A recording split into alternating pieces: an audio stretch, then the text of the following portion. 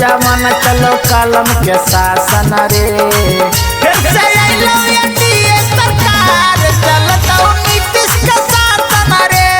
फिर से अइलो एनडीए सरकार चलतो नीतीश के शासन रे। अरे लुच्चा लफंगा के कबो बिहार में नहीं मिलो है आसन रे।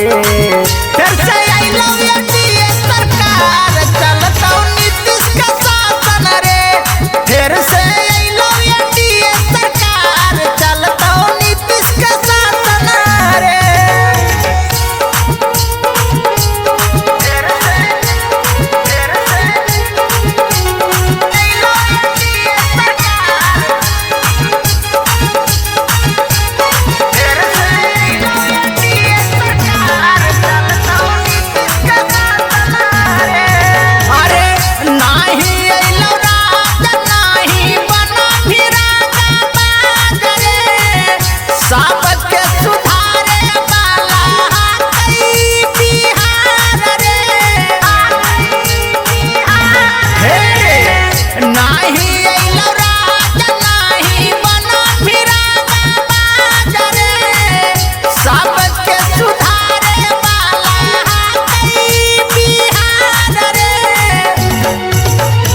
होके आजाद फिर से काम करते प्रशासन रे।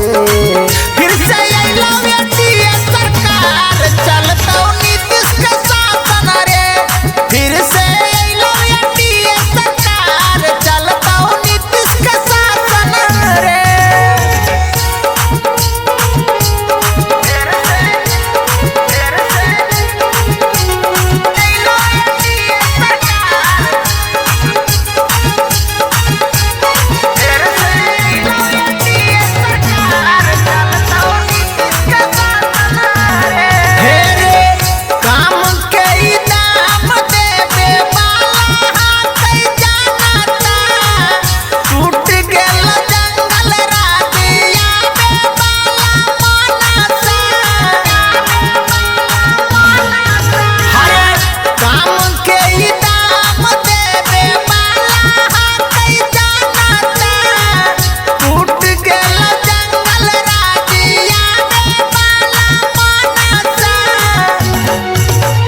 महागठबंधन में फिर से